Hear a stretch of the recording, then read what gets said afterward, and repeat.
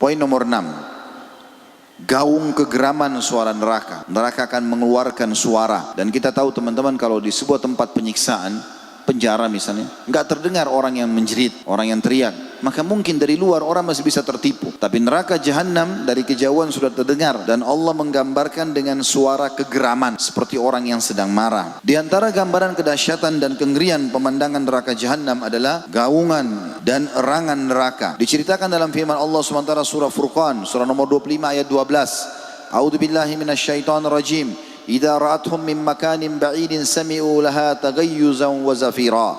Apabila neraka itu melihat mereka dari tempat yang jauh, para penghuninya, sementara mereka belum masuk, mereka mendengar kegeramannya dan suara nyala apinya.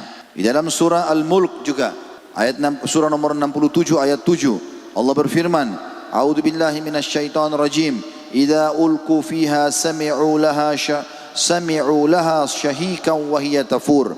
Apabila mereka dilemparkan ke dalam neraka, mereka mendengar suara neraka yang mengerikan.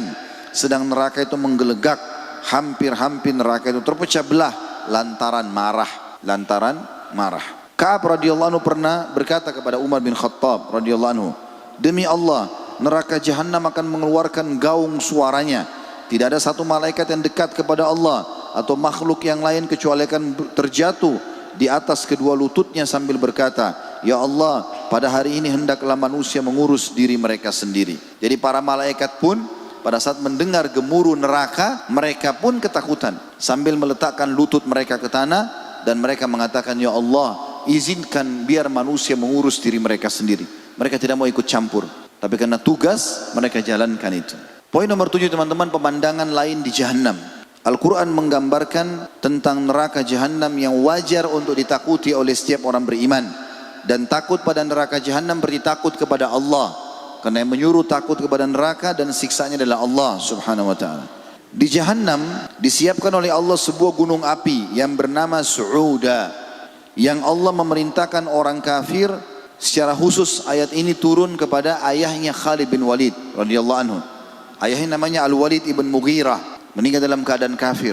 Dia rupanya sampai kepadanya petunjuk dari Allah subhanahu wa ta'ala melalui lisan Nabinya Muhammad sallallahu alaihi wasallam. Dia berdialog dengan Nabi SAW, Nabi berikan argumentasi yang jelas. Setelah dia dengar, dia merasa ini adalah kebenaran. Dia kembali kepada kaumnya sambil dia mengatakan, wahai kaumku, sesungguhnya aku belum pernah bertemu dengan seseorang seperti Muhammad, dan belum pernah aku dengar sesuatu yang paling hebat dan bagus seperti yang disampaikan Muhammad. Lalu apa saranmu? Dia bilang, saranku yang pertama, kita jadi pengikutnya, karena ini kebenaran. Apa yang dia sampaikan luar biasa. Kata kaumnya, mungkin itu syair. Kata dia, bukan. Saya tahu semua penyair. Ini bukan syair. Ini bahasa Arab tapi bukan syair. Baik, mungkin dia sihir. Dia penyihir, dia sudah menyihir kamu.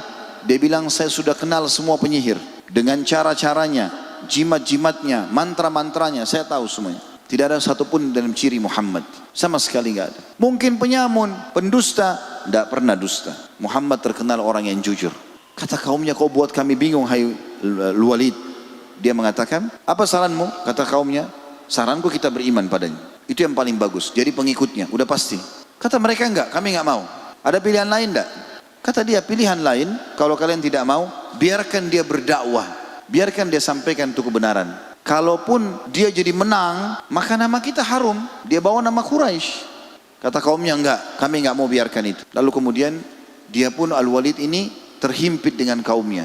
Dia antara menerima kebenaran dari Nabi SAW atau dia mengikuti kaumnya. Maka tiba-tiba Allah menggambarkan dalam Al-Quran, dia mulai berfikir, menggaruk-garuk kepalanya. Kemudian setelah itu dia mengatakan, baiklah, kalau kalian tidak mau, yang paling dekat kalian katakan dia penyihir. Lalu kemudian dia tinggalkan kebenaran, kemudian dia pun akhirnya mengikuti kaumnya sambil menyebarkan kedustaan, mengatakan memang Muhammad penyihir. Ini diceritakan dalam banyak riwayat yang sahih sesuai dengan firman Allah Subhanahu wa taala di salah satu ayat dalam surah Muddathir, surah nomor 74 ayat 11 sampai ayat 30. Ini saya bacakan terjemahannya saja langsung ya. Karena saksi bahasan kita di ayat 17-nya. Sa'urhikuhu sa'uda. Aku pasti akan berikan dia, membebani dia mendaki ya sa'uda. Makna terjemahnya bisa memayahkan atau bukitnya nanti akan dirincikan oleh para ulama tentang masalah Bukit Sa'udah ini. Ayatnya adalah kata Allah, biarkanlah aku bertindak terhadap orang yang aku telah menciptakannya sendiri. Maksudnya Al-Walid ibn Mughirah. Allah SWT sudah ciptakan dia, dan dia waktu itu menganggap dia yang lebih hebat dari Nabi SAW. Dia lebih penyair, dia lebih kaya, lebih banyak keturunannya. Kenapa bukan dia mendapatkan wahyu? Dan juga sebagaimana cerita saya jelaskan. Maka Allah mengatakan, biarkan aku bertindak secara langsung terhadap orang yang aku telah ciptakan sendiri. Dan aku jadikan baginya harta yang banyak dan anak-anak yang selalu bersamanya, dan kulapangkan baginya rezeki yang selapang-lapangnya. Kemudian dia ingin sekali supaya aku menambahkan, sekali-kali tidak akan aku tambah, karena sungguhnya dia menentang ayat-ayat kami Al-Quran. Aku akan membebaninya dengan mendaki pendakian yang memayahkan atau Bukit Sa'udah. Sesungguhnya dia telah memikirkan dan menetapkan apa yang ditetapkan, maka celakalah dia bagaimana dia menetapkan, kemudian celakalah dia bagaimana dia menetapkan. Kemudian dia memikirkan, setelah itu dia bermuka masam dan merengut, kemudian dia berpaling dari kebenaran dan menyombongkan diri dan berkata, Al-Quran ini tidak lain hanyalah sihir yang dipelajari oleh orang-orang dahulu, ini tidak lain hanyalah perkataan manusia. Maka kata Allah, aku akan memasukkannya ke dalam neraka sakar. Tahukah kamu apa neraka sakar itu? Sakar itu tidak akan meninggalkan dan tidak akan membiarkan. Sakar akan membakar kulit manusia.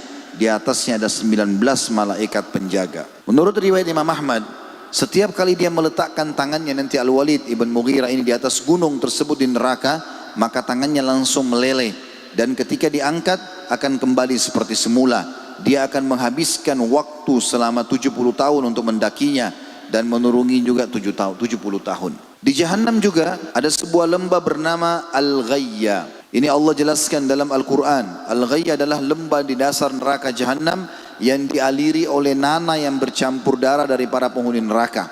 Lembah penuh dengan darah dan nanah dari luka-luka mereka. Allah sebutkan dalam surah Maryam, surah nomor 19 ayat 59, A'udzu billahi minasyaitonir rajim, fa khalafa min ba'dihim khalfun adaa'us salata wattaba'us syahawat fasawfa yalqauna ghayya. Ghayya ini yang dimaksud.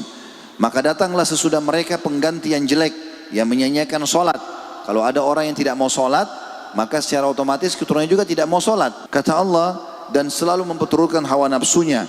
Maka kelak aku akan atau mereka akan menemui ghayya. Bisa terjemah terlihat kesesatan, atau bisa lembah yang Allah khususkan penyiksaan di neraka Jahannam. Juga ada lembah namanya Al-A'tham atau Atham ya. Dalam Al-Quran diceritakan dalam surah Furqan surah nomor 25 ayat 68, Athama yang berisi ular dan kalajengking yang banyak dan azab dalamnya berlipat-lipat. Lembah ini diperuntukkan bagi mereka yang berbuat kesyirikan, berzina dan membunuh jiwa tanpa hak. Allah berfirman, A'udzu billahi minasyaitonir rajim, walladzina la yad'una ma'allahi ilahan akhara wa la yaqtuluna an-nafsa allati haramallahu illa bil haqqi wa la yaznun wa man yaf'al dzalika yalqa athama.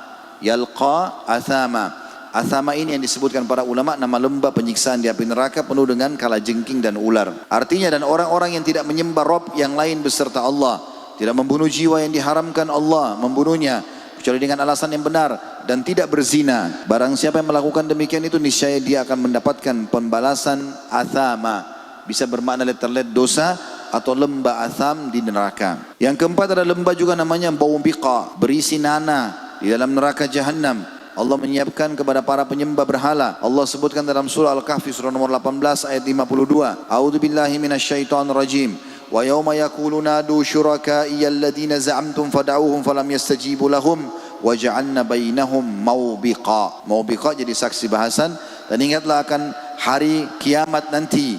Allah akan berfirman, panggillah oleh kalian sekutu-sekutuku yang kalian katakan itu. Mereka lalu memanggil, tetapi sekutu-sekutu itu tidak membalas seruan mereka, dan kami adakan mereka tempat kebinasaan Maubiqa. Juga ada sebuah tempat bernama Al-Falaq.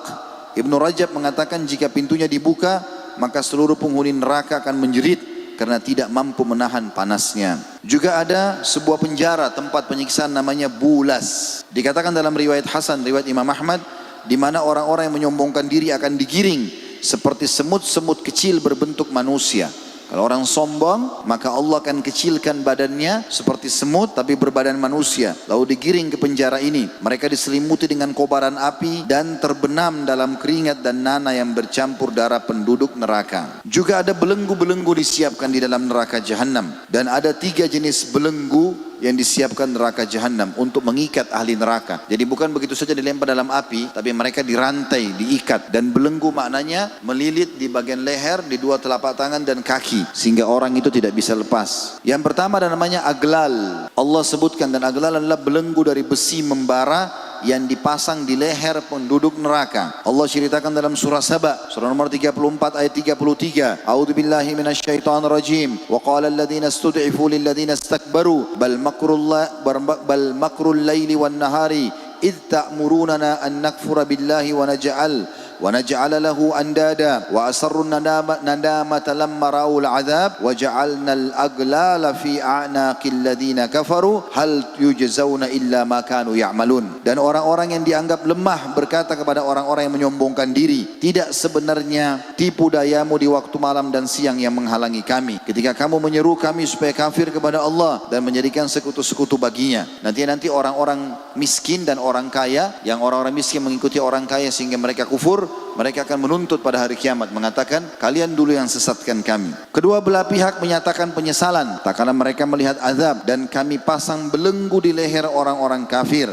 Mereka tidak dibalas melainkan dengan apa yang telah mereka kerjakan, yaitu al-aglal, belenggu dari besi yang membara dengan api dipasang di leher mereka. Ada yang kedua belenggu namanya al-asfad, yaitu tali api yang sangat kuat sehingga membuat seseorang tidak berdaya. Ya, jadi ada tali kalau dililitkan di badan, biasanya kalau kuat sekali membuat tubuh kita melemah. Maka ini dari api. Allah menceritakan dalam surah Ibrahim, surah nomor 14 ayat 49. A'udzubillahi minasyaitonirrajim. Wa taral mujrimina yawma idzin muqarranina fil asfad. Ini namanya al-asfad. Dan kamu atau kalian akan melihat orang-orang yang berdosa pada hari itu diikat bersama-sama dengan asfad atau tali-tali api yang menyala. Juga ada as-salasil, yaitu rantai besi yang panas, yang berkobar api, panjangnya 70 hasta. Allah berfirman di dalam surah Al-Haqqah, surah nomor 69 ayat 30 sampai 32. A'udzubillahi minasyaitonirrajim. Khudhuhu fagullu thumma al-jahima sallu thumma fi silsilatin dzar'uha 70 dhira'an fasluku. Peganglah dia, belenggu tangannya ke lehernya. Ini Allah berfirman kepada para malaikat, kepada penghuni neraka. Pegang dia erat-erat, lalu belenggu tangannya ke lehernya, ikat semuanya. Kemudian masukkan dia ke dalam api neraka yang menyala-nyala. Kemudian belitlah dia dengan rantai yang panjangnya 70 hasta. Jadi kalau digambarkan kata para ulama, leher dibelenggu, kedua telapak tangan ditarik ke leher, juga dibelenggu di leher, diikat bersama-sama. Kaki dua-duanya dibelenggu. Ya, kalau belenggu biasanya lebih tebal besinya sehingga membuat tidak bisa bergerak. Tidak cukup di situ. Lalu seluruh tubuhnya diikat lagi dengan tali-tali api, tambah lagi dililit dengan rantai yang 70 hasta. Tinggi manusia pada hari kiamat 60 hasta. Sebagaimana sudah kita jelaskan tadi seperti Nabi Adam AS. Karena ahli neraka juga akan dibangunkan, bangkitkan seperti poster Adam AS, 60 siku. Tapi nanti mereka pada saat masuk neraka lebih besar lagi tubuhnya. Maka akan dirantai, kalau tinggi mereka 60 hasta, rantainya 70 hasta. Kata ulama, diputar rantai tersebut dari awal kepalanya, dililitkan terus saja, tidak ada sedikit pun dari antara rantai itu, ya, dibiarkan 5 hasta di atas kepala dan 5 hasta di bawah kaki, sehingga seluruh tubuhnya terlilit dengan rantai. Selain lehernya dan tangannya terbelenggu, dililit juga dengan tali-tali api, juga diikat dengan rantai ini, sehingga tidak ada celah tubuhnya yang bisa terlihat. Dan dengan cara seperti ini dia akan hangus terbakar dengan rantai-rantai itu, ditambah lagi dengan panasnya api neraka yang meniup.